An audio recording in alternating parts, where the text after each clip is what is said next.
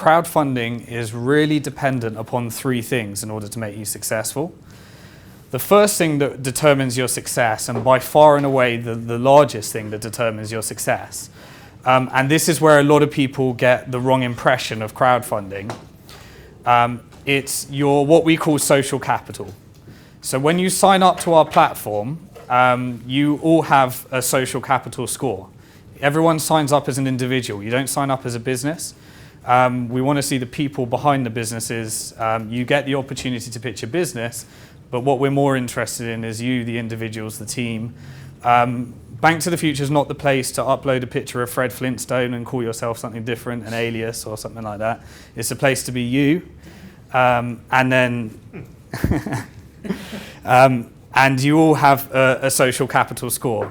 We determine that by a number of different factors. The first thing is we determine it by your online influence. So not just how many friends and followers you have across the different social networks, but how engaged you are with the friends and family, with the friends and followers across the different social networks. So everyone has an online influence score.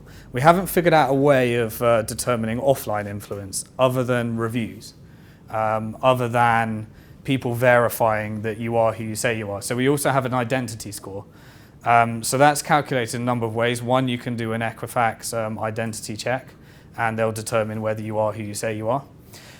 Secondly, you can get the crowd to verify you. So for every person that you send a review to, and they say this photo is this person, you'll get another point. If they say that you're not this person, so you've got a picture of Fred Flintstone, then you'll go down on your identity score. Is this your own score system or are you using Klout? Klout is for online influence.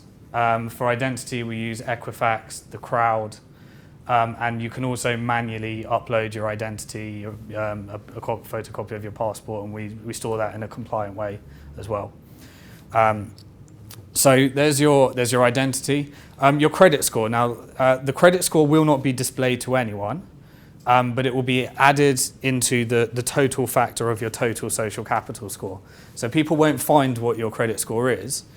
However, you can actually get your credit score and find that information which might be useful to you.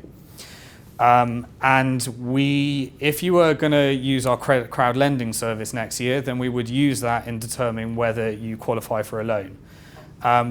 We don't think credit score is terribly useful in determining whether you need to crowdfund or whether you're going to be doing a crowd investment. Because I know what it's like to be a business person, and very often us entrepreneurs, in order to make our businesses successful, we've killed our credit rating along the way in the early days of trying to make it successful and trying to achieve the result that we want to achieve. Hopefully you're not in that situation, but I know many that are.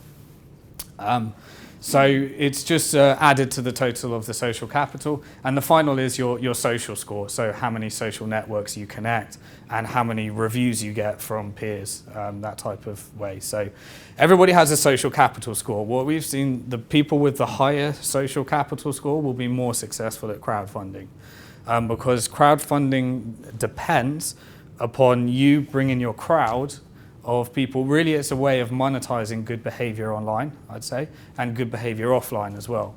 So if you've got lots of contacts, if you've been behaving well, if you've been doing lots of networking, if you've been building a brand online, then crowdfunding will work a lot better for you than someone that hasn't been doing any of that stuff.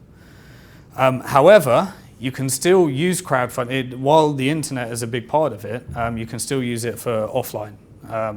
Combining that, and I'll go through some of those.